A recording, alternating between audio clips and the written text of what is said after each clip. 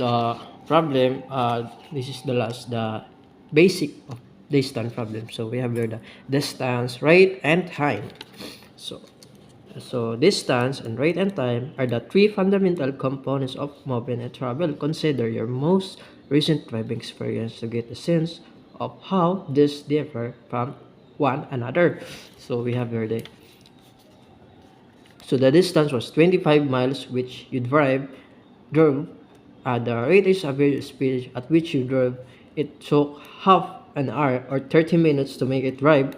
The formula states that if we multiply the rate by the time, so the 25, yeah, we have this solution. 25 equals 50.0.5. So distance, rate, and time, and it is derived from 50 mph. So yung kakusgon and 0.5 hours and 50 and 0.5 equals to 25, which is our distance.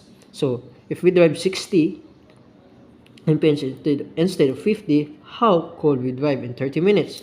So we have here the examples. So 60 and 0.5 is 30. So our distance will be 30 miles. So solving this problem. So first, we should identify the information.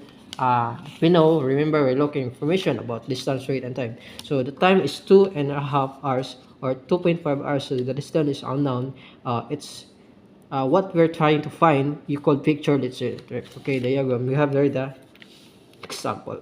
So 60.0.5 is 30, so our distance will be 30. So let Lee's house, and then distance were unknown, and then the zoo. So we're going to zoo, and then so from the rate is 65 miles mph, and then the time is 2.5 hours. So this is the way I start to understanding this problem, but still to figure out what to do with the numbers. So distance, rate, and time. So distance, rate, and time.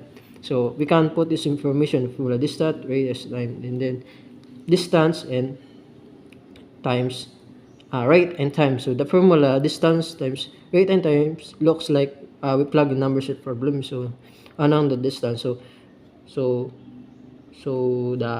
distance is 65.2.5. So to find the distance, all we have to do is multiply 65 and 2.5 and equals to 165. So I have here the calculator.